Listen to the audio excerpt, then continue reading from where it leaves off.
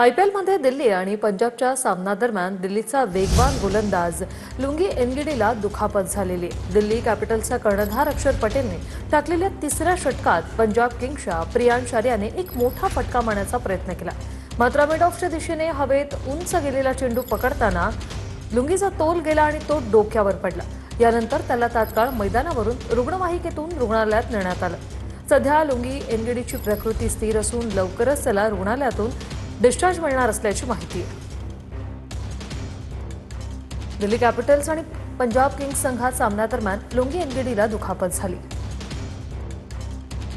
अक्षर पटेलने टाकलेल्या तिसऱ्या षटकात पंजाब किंग्सच्या प्रियांश गर्गने मोठा फटका मारण्याचा प्रयत्न केला. मिड ऑफच्या दिशेने हवेत उंच गेलेला चेंडू झेलण्याचा प्रयत्न करताना लुंगी एनगिडीचा तोल गेला. तोल जाऊन पडल्याने त्याच्या डोक्याला आणि मानेला दुखापत झाली. जखमी झालेल्या एनगिडीला रुग्णालयात नेण्यासाठी रुग्णवाहिका मैदानात आणण्यात आली.